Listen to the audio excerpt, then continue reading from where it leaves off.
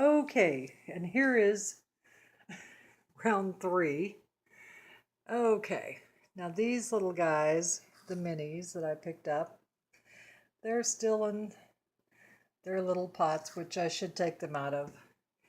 And I will here very soon. I just wanted you to have a look-see. They're all blooming. Just kind of wanted to give them a chance to enjoy not being messed with too much, except when I'm filming. Okay,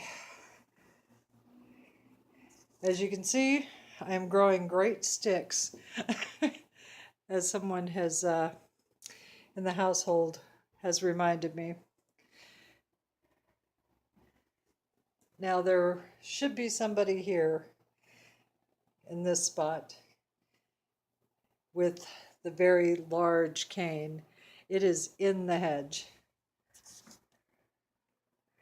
It had no leaves and the roots finally were going. Now this one, this Phalaenopsis here, it has started to show promise on the stem, but this leaf down here was broken, so I've staked it back up. We'll see how it goes. This one hanging in there. We do have, let me see if we can get it right. We do have a bud growing out there on the stem.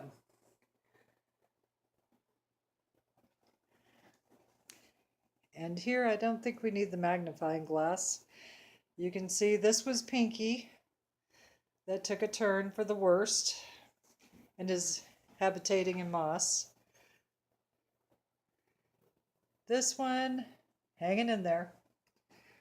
The other mini. And yes, in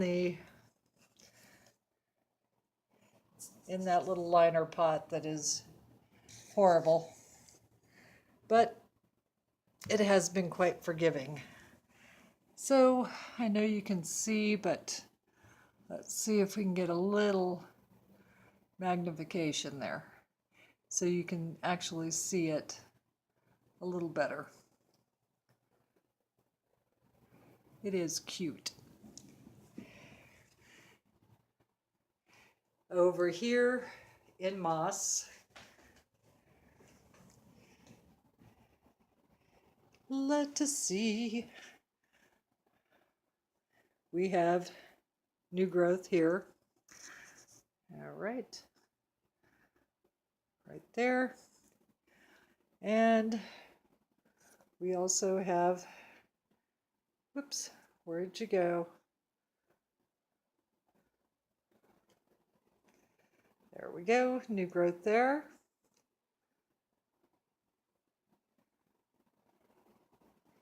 Let's bring it around. And also, this one I'm gonna have to go in between the stems. Awkward. Okay, hang on.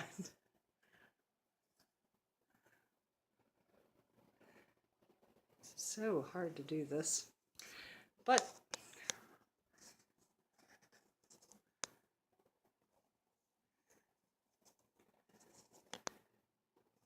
okay.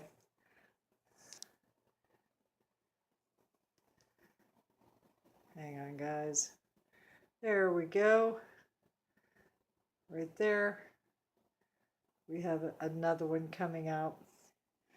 Whew, makes you a little dizzy. Makes me a little dizzy, actually. So you can see those. Okay. Now on our exotic orchid from Trader Joe's, which was getting dehydrated, but has to do with all the energy it's expending to bring this growth out.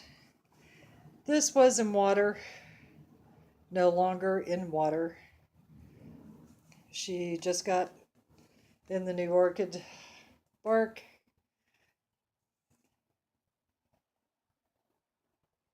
the other half of the exotic orchid, which you can see it's still firm, but the energy is really being depleted from here.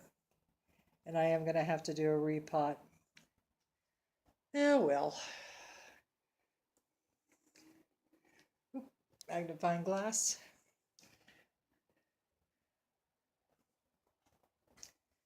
Let us see. Leaves looking good. There's a new baby leaf. Now this one was in water, back out of the water, back into more bark. Now you guys know I don't really like bark. I'm more a water culture kind of gal. However, I have seen some drastic improvements with things that I've been working on that came from the architect landscape, whatever you want to call him, from Louis' head gardener and his, I guess you call it staff. Hang on. Okay. And the one thing that I no longer do, I think I told you I don't use cinnamon, I use honey instead.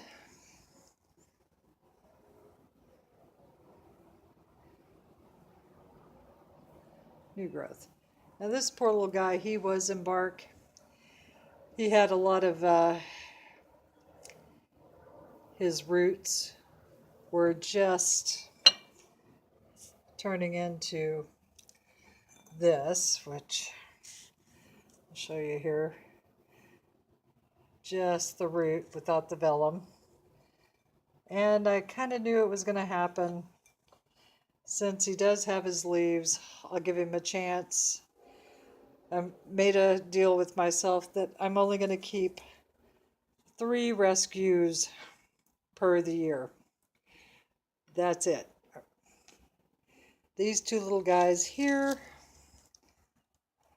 little air plants that I have not killed yet. And hopefully I won't. Part of my Growth for Josh program. The other one, I think he's pretty much gone. Sad. Well, the bamboo. He's usually in the way anyway.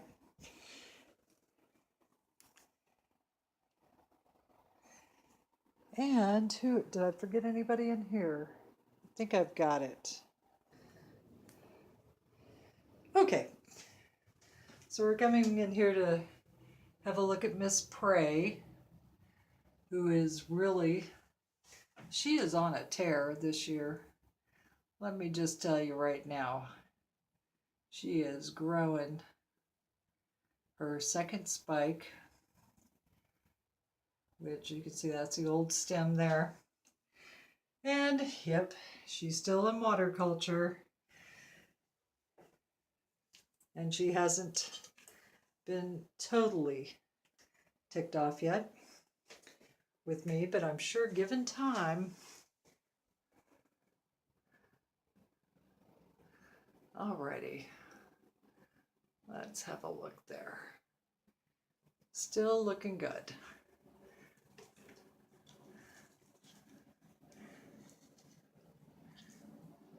These are really tough. Phalaenopsis, they just are. I mean, look at that. Without the glare, thank you. And we have one that's blooming backwards, love it. And when we look at it all together,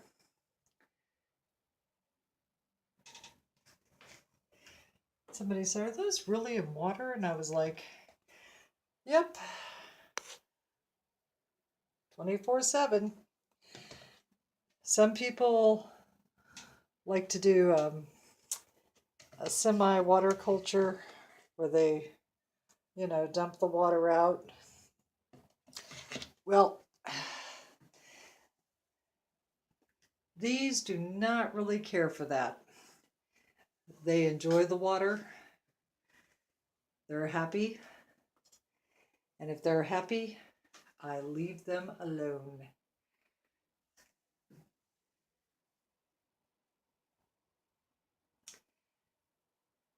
And that one is starting to open. Let's go ahead and get down there. So you can see the last one for this moment in time. Yep.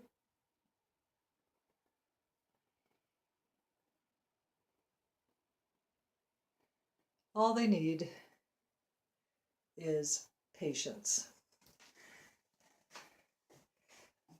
A little bit of patience. Well, they need food. They need they need some sunlight. And I think we're getting some tomorrow. I hope I just didn't jinx it. Now this one, as we know, in fact, I'm just going to lift you up.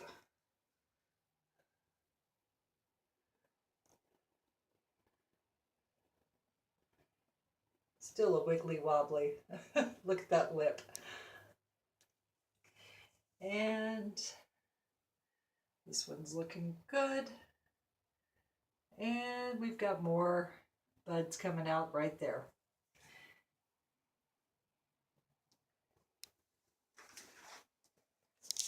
As I told someone the other day,